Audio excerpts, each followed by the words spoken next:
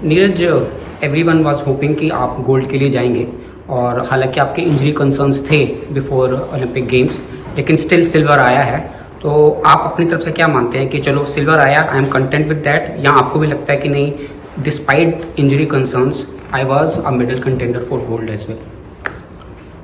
नहीं, गोल्ड का तो जी हमेशा वही, जैसा मुझे लगता है कि उसी दिन डिसाइड होता है कि कौन जीतेगा, क्योंकि बहुत बार ऐसा हुआ है कि हाँ, जो बिल्कुल क्लियर गोल्ड के हकदार होते हैं शायद वो भी नहीं जीत पाते। तो सबसे मेन तो वही था कि फिट रहे, इंजरी ना हो और अच्छी थ्रो लगानी थी। तो जो परफॉर्मेंस रही है काफ़ी अच्छी रही है और जो रिजल्ट रहा है वो भी काफ़ी सही है। मेडल जीता है दूसरी बार ओलंपिक्स में अपनी कंट्री के लिए, तो वो मेरे लिए काफ़ी अच्छी बात है। आपने कल बात करी थी कि शायद आपको वो बड़ा डिसीजन लेना पड़ेगा सर्जरी का। वो क्या आप ये वाला ओलंपिक सीजन या 24 सीजन है, ये कंप्लीट करने के बाद आप जाएंगे, या हो सकता है कि इवन क्योंकि आपको डायमंड लीग भी खेलना है बाद में फाइनल में, या उससे पहले ही आप हो सकता है ये डिसीजन लेंगे सर्जरी का? नहीं, ये एक बार सीजन अच्छे से ऑफ कर लें और जो कंपटीशन बच्चे हैं कोशिश करेंगे कि अगर सब कुछ सही रहे तो वो भी खेल लें। पर अभी एक बार कोच या टीम के साथ बैठ के, फिजियो हैं ईशान भाई, उनके साथ बैठ के बात करेंगे, या डॉक्टर से कंसर्न करना है वो भी कर लेंगे। लेकिन अभी इसके बारे में कुछ वो नहीं है, क्योंकि हमेशा कुछ ना कुछ इसमें प्रॉब्लम तो रहती है। लेकिन अभी कोशिश वही है कि जो एक दो कंपटीशन बचे हुए हैं उनको खेल लें और बाकी देखते हैं। मतलब अभी तक कुछ भी डिसाइड नहीं हुआ है।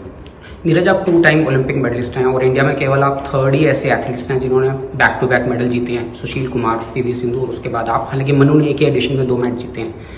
You know what it takes to become a champion. Can you share with us कि एक चैंपियन बनने के लिए क्या करना होता है? नीरज चोपड़ा कैसे बना जाता है?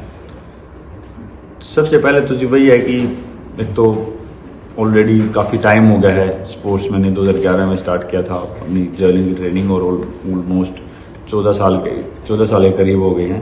तो वही है, इन सालों में मैंने बहुत टाइम दिया है जर्नी की ट्रेनिंग को और बहुत ही बाकी सब कुछ चीज़ें छोड़ के प्रायोरिटी पर रखा है हमेशा ट्रेनिंग को, और बहुत ही मन से की है, दिल से की है।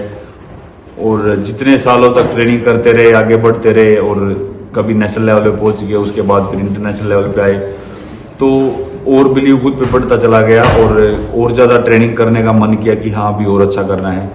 बिल्कुल इंजरी भी आई बीच में, लेकिन जब भी कभी अपनी कंट्री के लिए अच्छा करते थे या मेडल जीता तो और कॉन्फिडेंस बढ़ता था। और उसी का कारण है कि हाँ, अब जब भी किसी बड़े प्लेटफॉर्म पे खेलते हैं तो वो परफॉर्मेंस उस लेवल की दे पाते हैं, क्योंकि अभी वो प्रेशर को किस तरीके से हैंडल करना है और किस तरीके से वहाँ पे कम्पीट करना है उसका थोड़ा पता लग गया है।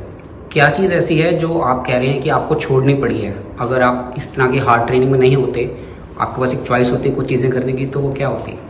काफ़ी कुछ चीज़ें। सबसे पहले तो घर छोड़ना पड़ा। सबसे बड़ी बात तो वही है कि 2011 से ही मैं बाहर रह रहा हूँ और बहुत ही कम घर पे जा पाता हूँ। और उसके बाद आप अपनी पसंद का खाना नहीं खा सकते, काफ़ी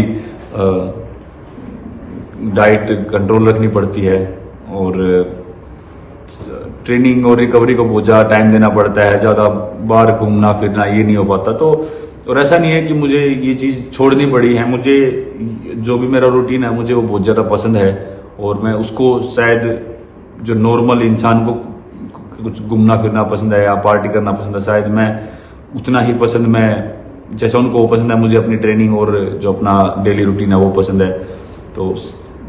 तो मैं खुश हूँ अपनी इस उससे। नीरज, कल जब आपका इवेंट चल रहा था तो OTT प्लेटफॉर्म पे 4.5 करोड़ लोग आपको देखना चाह रहे थे। इंडिया में ये नंबर दिखा रहे थे कि 4.5 करोड़ लोग आपका इवेंट लाइव देख रहे हैं। इवन वर्ल्ड कप क्रिकेट का जो फाइनल था उसमें 3.5 करोड़ तक एक स्टैट आ रहा था। आपको क्या कभी एहसास होता है कि मैंने इंडियन स्पोर्ट के लिए क्या कर दिया है? आप कभी सोचते हो इस बारे में कि मैं कितना लार्जर देन लाइफ एक मेरा पर्सोना क्रिएट हो चुका है?